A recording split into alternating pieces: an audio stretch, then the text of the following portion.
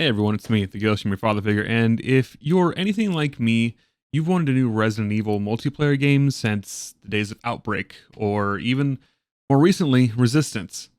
So let's talk about Capcom's newest attempt at a Resident Evil multiplayer experience. Let's talk about Reverse. Reverse is the successor to Capcom's last multiplayer attempt, Resident Evil Resistance, releasing alongside the Resident Evil 3 remake back in April of 2020. While Resistance had a rocky launch back in April, the player base has really endorsed this new style of asymmetrical horror game. The game itself pitting survivors against their mastermind counterparts and each having their own distinct playstyle as well as overall goals. With the player base's interest slowly faltering between content releases, it left the community wanting something fresh and more. Fast forward to the present, we've got Resident Evil Village on the horizon, and Capcom has blessed us with a new deathmatch-style game. So let's talk about what this new title brings to the table. Let's look at the tutorial.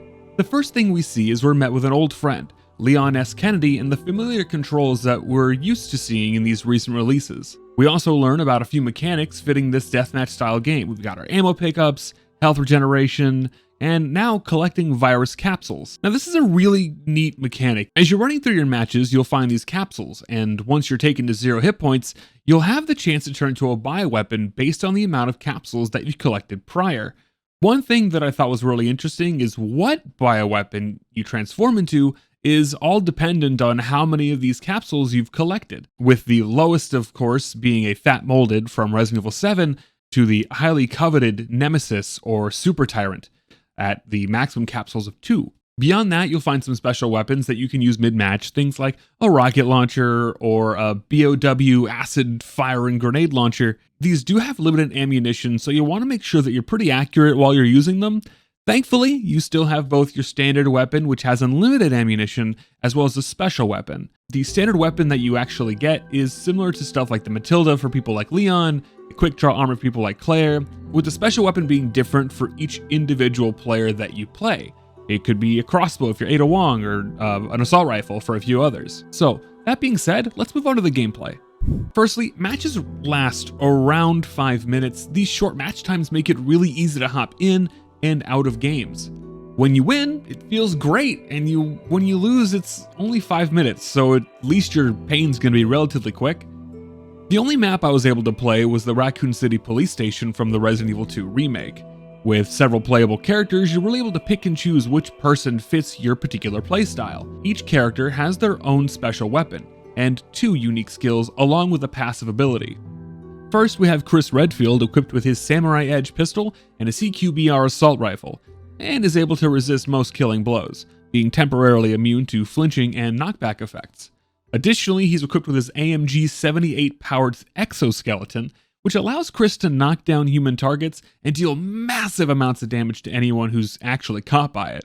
Mix this with your passive skill Pride of the Original 11, which allows you to deal bonus damage to bioweapons the lower your health is, and Chris Redfield is really a force to be reckoned with. Jill Valentine's also returning in this one, and she shares weapons with Chris but has a few unique skills. Her Q, of course, being a landmine that you can throw in front of you, which you can trap other players and have a nice little explosion along with it. Additionally, her E, Hot Dogger, allows you to deal crazy damage at close range, and is even stronger if you use it after you perform a successful dodge. With her passive Last Escape, you actually boost all damage that you deal after you do a successful dodge. You're really incentivized to keep on your toes during your match.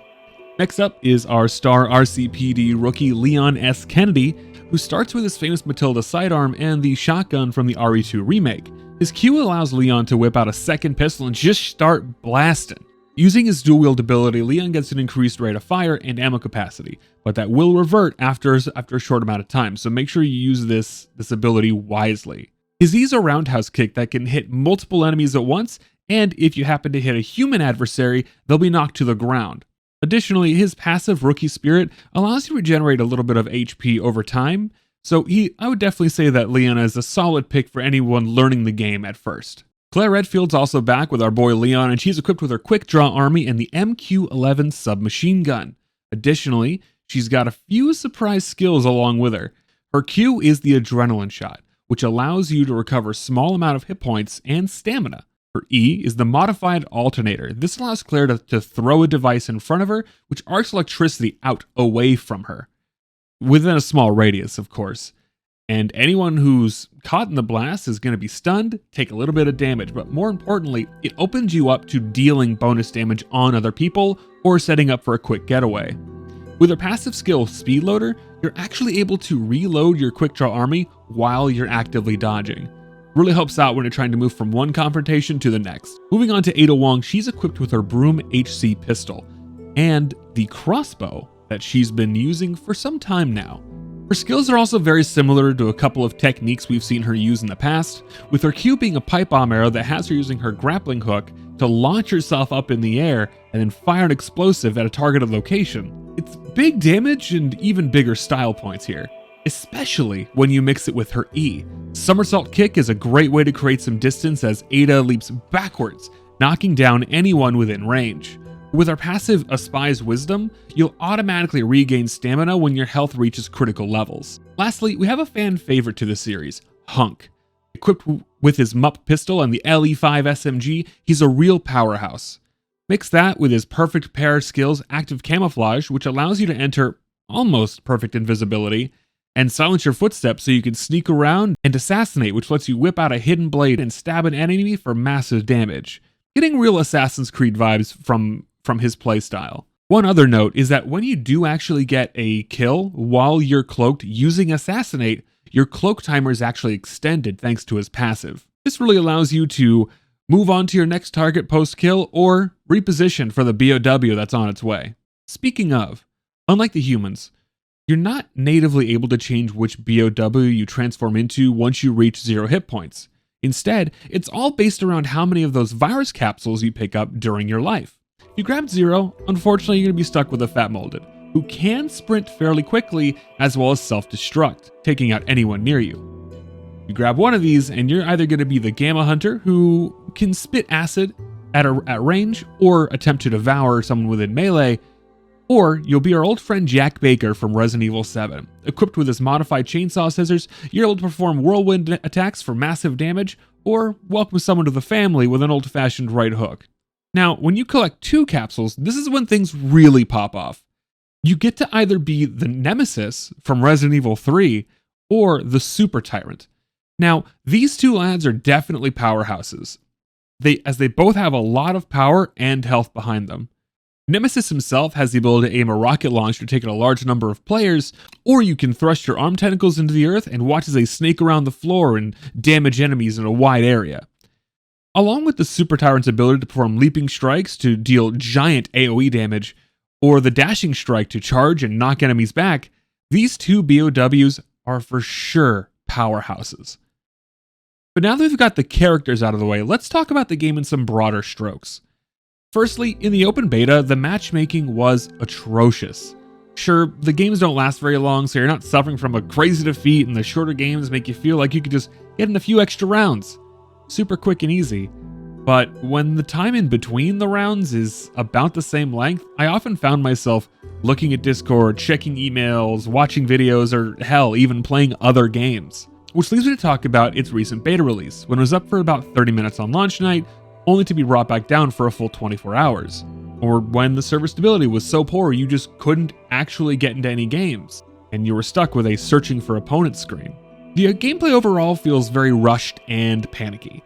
While it reminds me of old Call of Duty lobbies from the golden age of shooters, I felt that whoever won the round was all chosen by who could third party, stumbling upon people already in a fight and you cleaning out both of them. With everyone's abilities so focused on mobility, my lobbies were filled to the brim with people playing characters like Ada or Claire, whose native abilities let you either stunlock players or deal massive damage and continue moving, which I felt was extremely crucial in all of my matches. In most of the games that I did actually get to play, I found myself just trying to get as many virus capsules as I could, hoping that I could get a powerful BOW once I die, because the power scaling on them is just so massive and they feel so overpowered.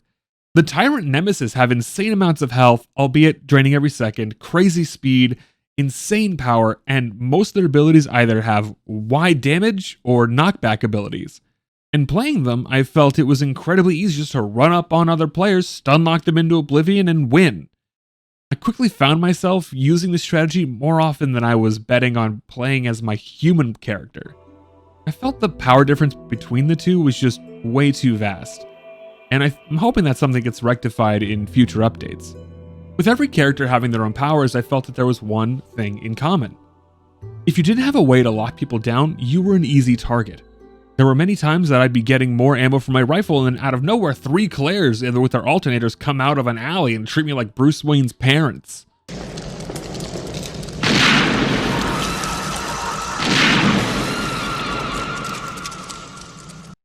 That being said, the gameplay loop overall is fun, albeit a bit limited. There's no party system, so don't expect to play with any of your friends, at least in the current release. That being said, I think the game overall has some great promise. If Capcom introduces things like cosmetics for different characters, or maybe even different weapon loadouts, or alternate abilities that you can choose from, just something to keep the game feeling fresh. But that also implies that Capcom has to carry their own game here from being an afterthought to something with more depth. I think the last thing we want is to see another Resident Evil Resistance. That's all I have to say about this. If you liked the video, consider throwing it a like. Subscribe to the channel if you want to see more content like this. What did you think about Reverse? Did you get to play? Did you enjoy yourself? Let me know in the comments down below. And as always, if I don't see you, I'll see you later. Bye.